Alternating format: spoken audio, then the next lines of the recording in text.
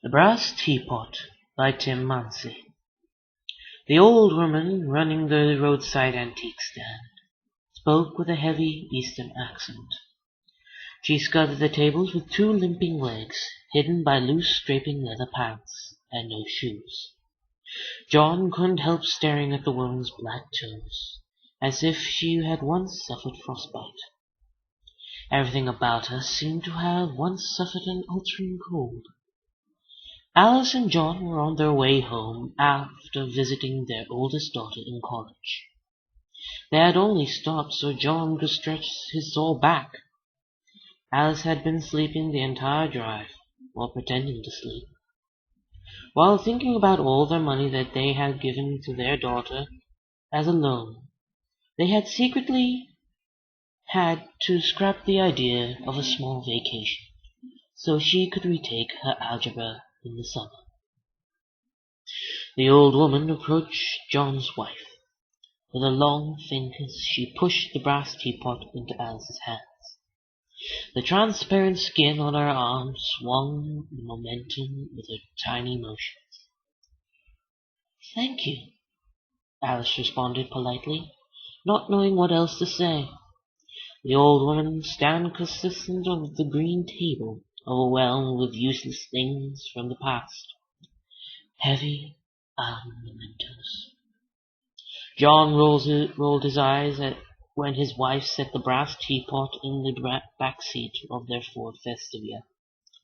In the car they noticeably struggled as they drove down the intense state burdened by the small weight of the weekend suitcase. On the drive home they argued about the money. Wasted money. 2 children in college. Neither have been able to maintain their scholarships.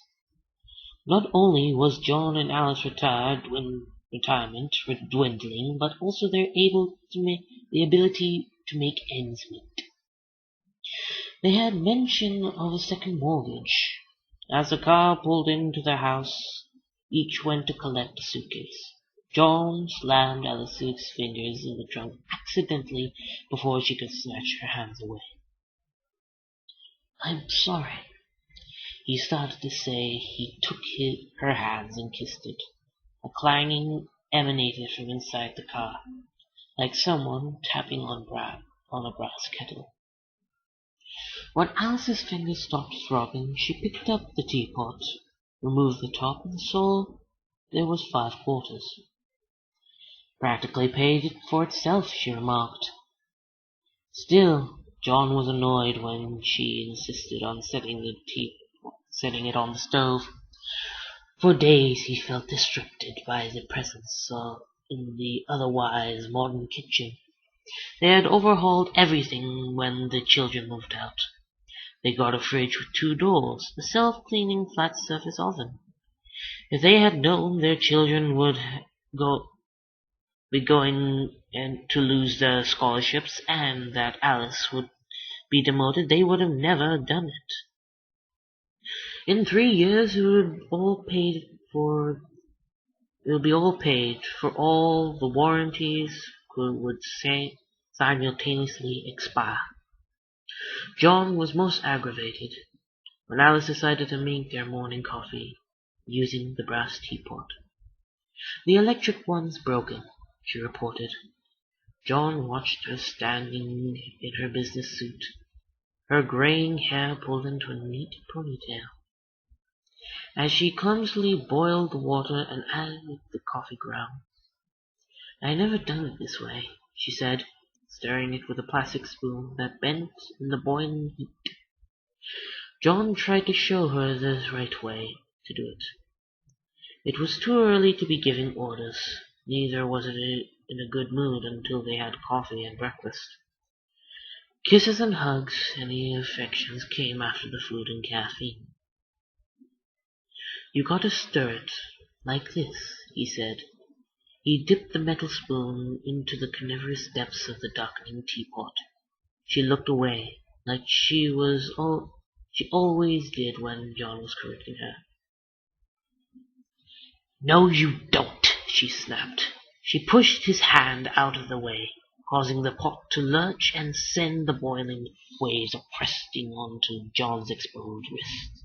He yelped, climbing to the kitchen chair, and poked the tender pink skin until his wife brought him an ice pack. "This is going to blister," she said. Applying the ice, he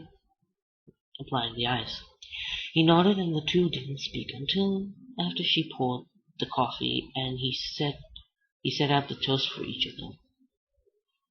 "What time do you think you'll be home tonight?" she asked. "Late," he replied. There were shipments coming in from all over the country. He alone could work the new processing systems for the incoming orders. There was one other person, an up-and-coming woman straight out of college, but John preferred to do it himself. She provided her worth too quickly and might find himself out of a job. With his last gulp of coffee, just before he was going to stand up and kiss his wife goodbye, John found something floating in his mouth. "Did you wash this out?" "Of course. It's clean." He pulled out some paper that had adhered onto the roof of his mouth. It was a $2 bill. "Then what the hell is this, then?" he asked. They both bent over the kitchen table, where John laid the bill out to dry. Neither of the two could explain the presence of the money except to say that Alice must have missed somehow when she was cleaning through. She swore she scrubbed every angle of the brass teapot. The two soon embraced for a long kiss, both regretting the fight that they had done over the long weekend. Alice's tongue snuck through John's slightly parted lips. He squirmed with a genuine surprise. His burnt wrist brushed against his wife on top as he reached to pull his hands beneath it. He yelped again from this raw pain. A nickel dropped from a teapot. The two bent over and stared in wonder. John picked it out, held it up to the light.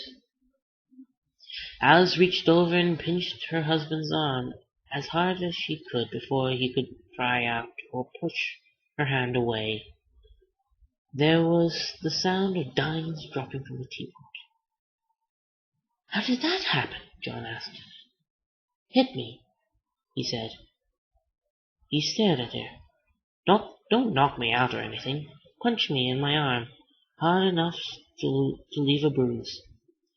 John wouldn't hit her. Instead, he picked up his briefcase and headed out for the front door. "If I'm late, they're going to let her handle the shipments. We can't afford me to miss out on all the overtime. We have a tuition to pay in less than a month." He kissed Alice and closed the door behind him. The routine that Alice made dinner because she got home first ever since her demotion from the accountant to a glorified messenger. John made breakfast and handled all the meals on the weekends. When John returned home that night, however, there wasn't a smell of any cooking in the air. He found his wife laying on the couch, a teapot resting on her stomach. It was late, after 10.